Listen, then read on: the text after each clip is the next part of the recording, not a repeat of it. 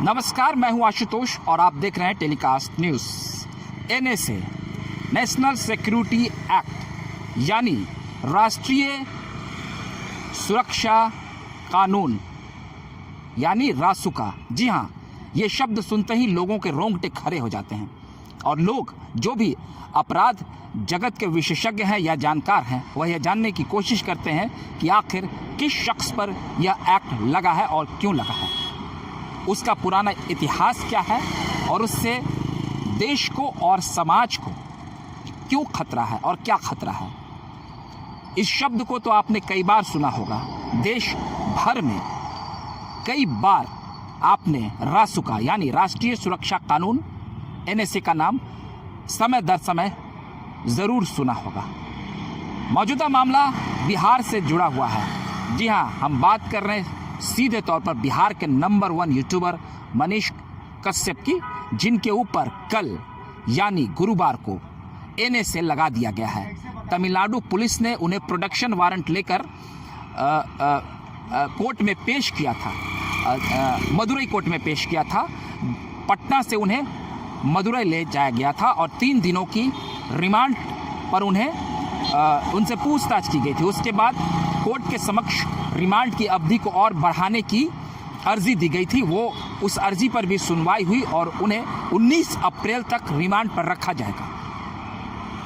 उसके बाद इस दौरान उनसे पूछताछ भी होगी और उन्हें न्यायिक हिरासत में भी भेज दिया गया है।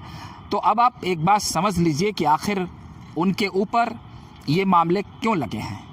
कई ऐसे मामले हैं जिनको लेकर मनीष कश्यप मुश्किलों में घिरते नजर आ रहे हैं।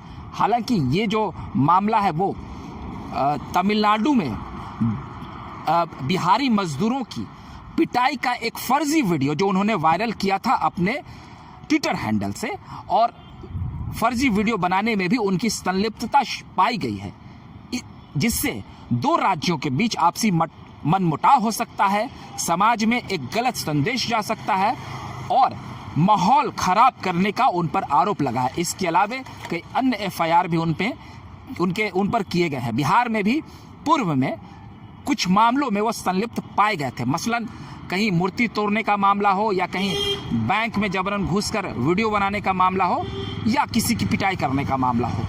इस मामले को लेकर पूरे देश भर में एक बहस छिड़ी हुई है कि यूट्यूबर पत्रकार मनीष कश्यप क्या वाकई पत्रकार हैं या वो पत्रकार नहीं कुछ और है।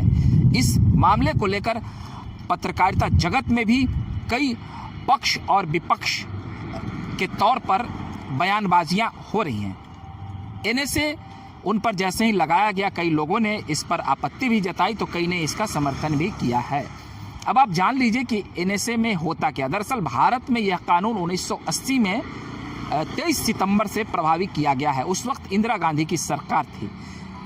जिन शख्स पर एनएसए लगता है उसे राष्ट्र विरोधी, देश विरोधी, समाज विरोधी गतिविधियों में पाया जाता है, तभी ये लगता है। ये काफ़ी कड़ा कानून होता है। इसके तहत आपको कम से कम 3 महीने तो जेल में रहना ही होगा और आपको जमानत की अर्जी भी नहीं देनी है। यदि ज़रूरत पड़ी तो आप अधिकतम 1 साल तक भी जेल में रह सकते हैं। मनीष कश्यप की मुश्किलें किस कदर बढ़ रही है आप समझ सकते हैं। वहीं राज्य सरकार अगर चाहे तो अपने हिसाब से इस कानून के तहत कोई कार्रवाई कर सकती है।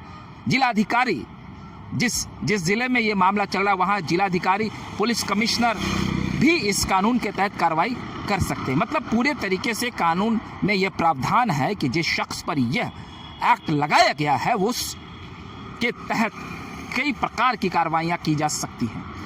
सबसे पहले जब मनीष कश्यप की कुछ दिनों पहले गिरफ्तारी हुई थी तो आर्थिक अपराध इकाई ने, जहाँ की जैसा आप देख रहे हैं मैं आर्थिक अपराध इकाई के कार्यालय के बाहर खड़ा हूँ, यहाँ के अफसरों ने उनसे काफ़ी बृहद पैमाने पर पूछताछ की थी। पटना के बोरिंग रोड स्थित उनके कार्यालय में छापेमारी भी की गई थी। वित्तीय अनियमितता की बात सामने आई थी। 4-5 कोचिंग संस्थानों को भी रडार पर लिया गया था, उनसे भी पूछताछ की गई थी। धीरे धीरे ये मामला और आगे बढ़ता गया और उन्होंने मनीष कश्यप ने फिर बाद में सरेंडर किया था जब उनके घर में कुर्की जब्ती हो रही थी और उन्होंने राजनीतिक रूप से कुछ लोगों को चुनौती भी दी थी और उनका अभद्र व्यवहार और उनकी पुरानी कार्यशैली ने उनको और मुसीबतों में डाल दिया। तो धीरे धीरे उनके पुराने कुछ केस भी खुले। अभी हाल में एक और उन पे केस किया गया है, उन्होंने राष्ट्रपिता का अपमान किया था, उसकी एक वीडियो भी वायरल हुई है। बहरहाल इस पूरे प्रकरण पर पटना से लेकर तमिलनाडु तक एक बहस छिड़ी हुई है और उस बहस के तहत ये सवाल जरूर उठ रहा है कि क्या मनीष कश्यप किसी राजनीति के शिकार हो रहे हैं या वाकई में उनके ऊपर कोई संगीन मामला है, उन्होंने अराजकता फैलाई है। लेकिन ये तो एक बहस का मुद्दा है, मामला कानून के कटघरे में है। अब देखना ये होगा कि कानून के जो जानकार होते हैं, जो हमारी न्यायिक व्यवस्था है और जुडिशरी सिस्टम है, वो किस तरीके से इस मामले को लेते हैं और आने वाले समय में मनीष कश्यप के ऊपर क्या फैसला सुनाया जाता है। बहरहाल मनीष कश्यप ने समाज में एक बड़ी बहस तो छेड़ ही दी है कि हर शख्स का एक अपना दायरा होता है और उसके कार्य शैली का एक अपना मापदंड होता है। बहरहाल आपको हमारा वीडियो अच्छा लगा हो तो कृपया कर लाइक, सब्सक्राइब और शेयर कर दें। हम फिर नए वीडियो के साथ हाजिर रहेंगे, तब तक के लिए आप हमें इजाज़त दीजिए। बहुत बहुत धन्यवाद।